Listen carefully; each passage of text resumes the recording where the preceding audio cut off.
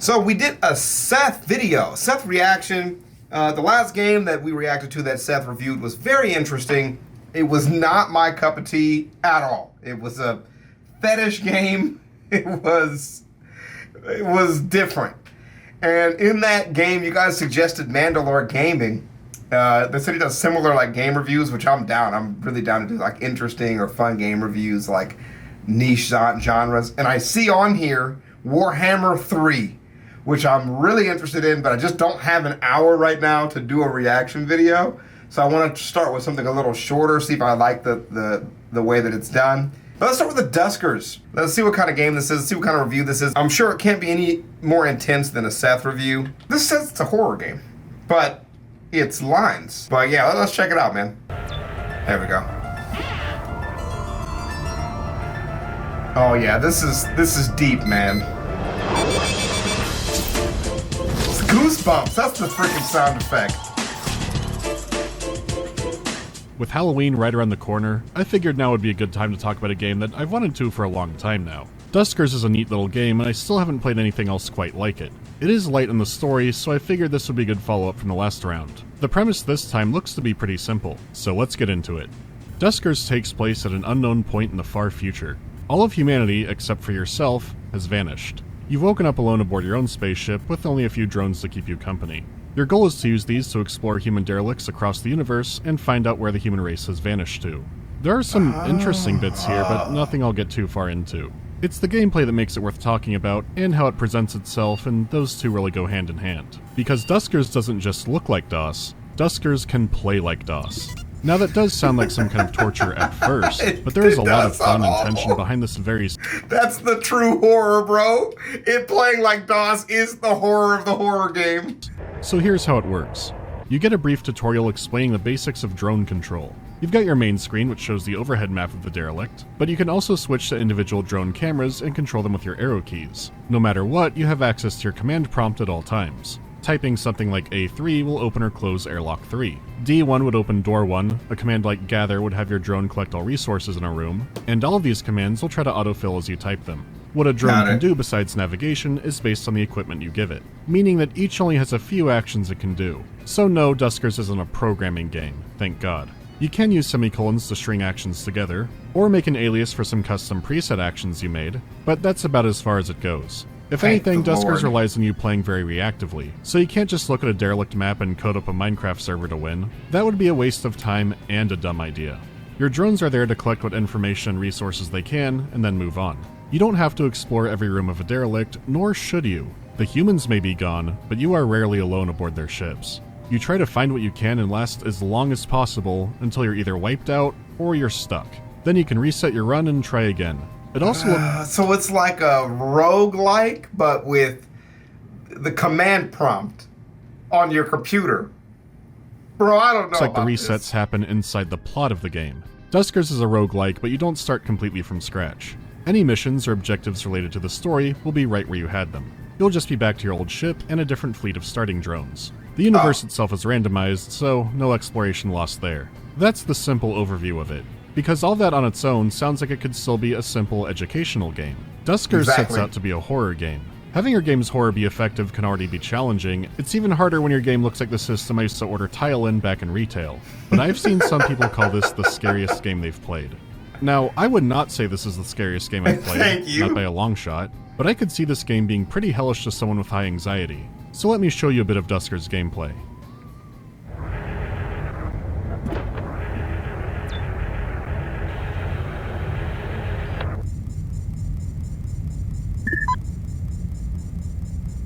Navigate to drone 2.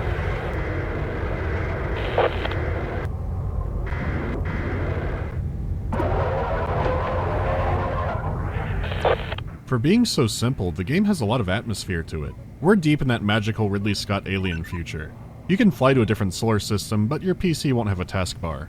The visuals do a great job with this, but it's the sound that really pulls you in. Duskers is a game you play entirely with your keyboard, whether it's exploring with the drones, or visiting a vending machine, or traveling the stars.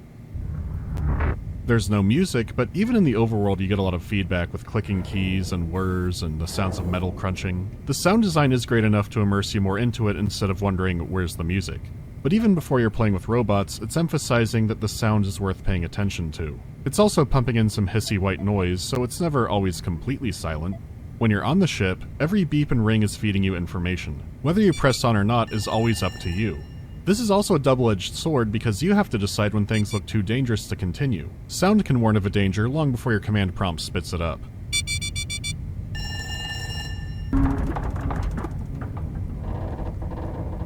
That's the sound of the lowest bidder's handiwork about to get a room depressurized. You don't have exact details and forecasts from the computer yet, but you now know of a likely upcoming problem. So this review, just at the start, is very nicely paced, and the widescreen is actually really dope because it gets you a good feel of like what you're actually looking at.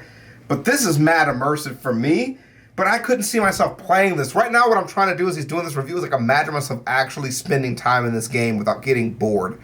And I say that judgingly like I don't play chess. I don't stare at a chessboard and think intensively about my decisions. So it might actually be something I could get into. All your decisions are based on limited information. On a good day, your drone cameras are flickery and unclear, but without proper maintenance, their feeds can get glitchier, or cut out entirely for a bit. No matter how careful you are, you'll eventually have to take risks and push into the unknown. The game really plays with how much information it'll directly give you when you desperately want that. Maybe you do hear an enemy, but can you tell what room they're actually in? Maybe I vented them into space. Maybe not. You have in-game tools to help succeed, but your actual senses are always helpful. It's also hard to directly see the threats. And some of them move extremely fast. Everything from the chunky sound to the shaky visuals helps build tension. You can gather enough sure thing information to have a risk-free venture into many derelicts. But as the game goes on, riskier moves become more appealing. Or situations can change, like you kill an enemy, but now their body's stopping a door from closing. So you're managing your drones, watching the command prompt and sweeping the ship, but you're also listening like a sonar operator for anything else that could be going wrong. That's kind of cool. The atmosphere keeps the pressure up on you. You can't see as well or as far as any of your enemies, and any sound you hear is through your drone's feed, muffled and distant. This also complements the whole theme of the game in that you're playing a salvager. You could spend the money and fully repair a drone's video feed, but is that really worth it? You might find a new drone to tow in and fix up and just scrap the old one. Everything you're working with is decaying and broken, and the game reinforces this constantly just by looking at it. These drones aren't superpowered, they're clunky. You're trying to discover the fate of humanity and absolutely do not have the tools for the job. This is like if Wish.com sponsored a LEGO Mindstorm event for nuclear disaster relief. These are not Terminators, these are Roombas. And while some games have had effective battle Roombas, those were new and not degraded. However, you can still have a lot of options at your disposal. There's a few parts of this to go through. Thank you. You usually send your drones in with a landing craft. The first room will have a generator that a proper drone can power up, and this will give you control of the first few doors. There can be more generators deeper in, so you might need to move your power drone around. Still, even a stationary drone can be given all kinds of helpful tools. One of the first and most basic upgrades is the motion tracker. This will mark rooms without moving enemies as green, and will mark problem rooms as red. One of your more basic tactics is using your motion sensor to open doors and funnel the enemy into an area. Most commonly, an airlock that can vent them into deep space. It sounds simple, but it's not always the ideal solution. For one, your motion tracker will sometimes show up as yellow, which is inconclusive. You'll have to use another tool or properly scout it out to make sure. Also, the sensor only detects moving enemies, and very slow-growing infestations will never show up. Right. So if you weren't scouting carefully, even rooms that were marked as green might have a nasty surprise waiting for you trying to get back on the ship. And while chucking your enemies into the void can be very cathartic, there are some issues attached to that. If you hadn't scoured that area yet, any items go out the door as well. Yep. The event might cripple nearby doors or utilities, or even destroy the whole room. It'll stop the immediate threat, but who knows what that'll mean later. See, if the motion sensor was a perfect enemy detector, and opening an airlock had no possible other consequences to it, Duskers would just be a puzzle game. There's a lot of RNG at play, and even the tools you're using aren't completely safe. The main resource that you're after in the game is scrap.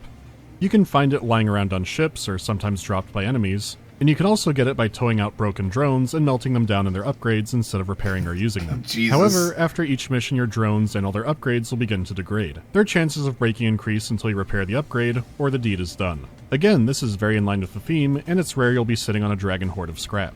So even an item or upgrade you don't want can still be broken down and made useful. so this makes the airlock dunk tank in an unexplored room even more unappealing. There are multiple tools you can use for getting through a derelict. There are placeable sensors that let you reliably track any enemy, so you could just entomb one in a room if you're sure they have no other way out. You could try luring an enemy into a room or using a proximity mine or even a remote-controlled detonator, though keep in mind how bombs can still affect the ship. You can forego bombs and other noisier solutions by equipping your drones for combat, though developing a combat drone does mean more investment risk. Sick. Using a gun drone can be incredibly effective on some enemies, but keep in mind those bullets won't be free to replace and some enemies will go through tons of ammo before you slow them down. There's no blanket perfect solution for your runs, and even if you find a good one, it might break down. Drone upgrades can have extra upgrades of their own or side grades, but that gives you a new part that you need to pay special attention to taking care of. Because sure, slapping a gun drone together is neat, but it won't solve all your problems. You'll have to adapt to all kinds of situations. Roomba! You know who this would be very stressful for is my wife. And I know I say that a lot, but like for me, this like decision making, the reason it's boring is I feel like I have nothing on the line.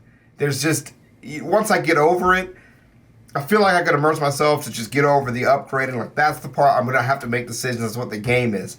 But you know, Skitten would not get over that. She would not be able to make those decisions. This would be terrible for her.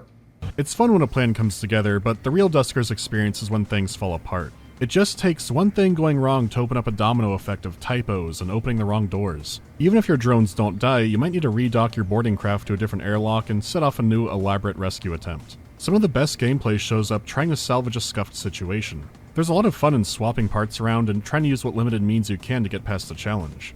And the drones aren't your only tool for this. Your spaceship itself is part of the equation. It also has upgrades. God. It also has a signal feed that can break down. As you scour for scrap and fuel across the universe, you'll notice there are all kinds of ships. Some might be barges with lots of scrap or military ships with defensive turrets inside, and you can have space stations and facilities. These come in different class sizes and ages. Class A types can be huge with multiple Holy threats and a lot of things to find, whereas a D class might just be 3 rooms. Older ships have more possibilities of negative effects like radiation leaks, or structurally weak rooms that a bomb can make a bigger issue. So commandeering a vessel will mean exploring it fully and removing all threats living or otherwise. Different vessels can have different max scrap capacity, upgrade slots, take it fuel over. amounts, there's all sorts of stuff. Yeah. The ship upgrades are the most notable though. These can give you in-game abilities like remotely powering a generator, rerouting power, or coming to a derelict where the map has already been surveyed for you. An upgrade to the upgrade can even tell you which rooms are weak. So that alone adds a whole new dimension to everything, but some upgrades are specific to only certain kinds of ships. That's kind of cool. For example, a military craft might let you dock at some stations you wouldn't be able to otherwise because you don't have clearance. It might also come with a cannon. So if you're aboard a non-cooperative derelict and there's a room that absolutely must go, why risk a drone when you can Donnie Darko a hunk of iron through their roof? You're given a lot of engaging options, and even if you don't like the RNG stuff, a lot of that can be toned down or turned off, even down to the permadeath aspect. No matter how you set it, you get lots of options and tension for a while. The core game is great, but my biggest issue with Duskers is what's not in Duskers. Namely, progression. I've seen people complain about auto-navigating drones get stuck on objects, but that seems more intentional. It's frustrating when that happens and when the rooms are small, but there's a difficulty option for that. There are a few bugs and a few things out of balance, but I don't have a huge issue with those. It's more, you know how you can leave a derelict at any time? That's the whole game. I would wager most people would get at least a dozen good hours out of the game, and then you realize it's out of tricks. There's no super cursed ship, or new hazards, or new enemies. It'll be the same stuff you've been facing all game, just more of it and more often. Even if you're gunning for the story objectives, you'll have seen all the game has to offer long before getting the whole picture. These objectives are usually just variations to what you were already doing. Like you might need to commandeer a certain kind of ship, or lure an enemy into your landing craft to be scanned, or clear a level without using a generator. I have friends who love and highly praise this game, but none have actually finished the story. I can't blame them since it's so inconsequential and in the background. And now having gone through the story, my opinion of that hasn't changed. Oh, he's done it. It's not just because it's all in computer terminals, because I can put up with that. It's more that neither the game or the story give you any kind of interesting ramp-up. Most story threads end with, "This theory wasn't conclusive." That's not a great hook for most people when it keeps happening. You know, the resetting being diegetic sounded interesting at first, but following up on it, it's more like a one-sentence spoiler that undercuts a story that's not there very strongly in the first place. If you keep playing to unveil more of the story, you probably can piece together what happened, but if you're past the point of fun and playing solely for the story, you're wasting your time. I'm so invested in this, I actually want to know how it ends, which is kind of funny. It sucks because you'll be sitting there and playing it, and then suddenly realize, alright, I'm done with this. And there's no insane final mission or intriguing story reveal, it's just done. I never like to quit out of a game when I think there might be more to it, but Duskers runs out of new stuff pretty fast for a roguelike. I don't like saying this game could have used more stuff, since you could say that for any game really, but this really could have benefited from a few more enemy types and some hazards to encounter. You already have plenty of tools, but you start running out of new challenges and just get new conga lines of challenges. It's still a good, very unique game, just don't go in expecting Hades level of replayability. Oh man, I just played Hades this year. It's incredible for When a you feel like roguelike. it's time to stop, you're probably right, and you shouldn't go chasing the story. Nothing is revealed that is worth docking with the Nostromo again. Or the Dark Star. That's a reference. People who Still, played the it'll game be half play off on think it's GOG on the hilarious. pinned link for a while. Hopefully. This is one of those games that's easy to recommend at the right price, but it also makes me a bit sad. The main developers talk about doing a spiritual successor or a sequel at some point, and this was made by a very small team. It's just one of those games that has such a strong core. Even now it could still be great if what it has was paced out differently. It's still a solid tactical game, but it is annoyingly on the verge of greatness. It's well worth giving a shot. So that's all for now. Next time will be an RPG where you can talk to the dead. If you want to do Nice. that. Dudes, I think I want a longer one. I think I definitely actually want a longer one. This is going to be a very niche video. This is a very niche video. We should have also done Stronghold, which is a very strong game. I didn't see it. I didn't know what he had to offer. Stronghold is a fantastic video game if you've never played it. But I'm going to end there with this. Just reaching out, trying some things that are new. And we got some more spooky stuff actually coming up this week. We found a good spooky SCP video and a nice little short horror story. And those will be going up this week along with some other stuff I did with Skidden. So that's what's coming up this week. Thanks for joining me. Happy Wednesday to you. And for a horror game, we started out with Anxiety. I don't know what the heck. But yeah, I guess. We'll see y'all around, man. Peace.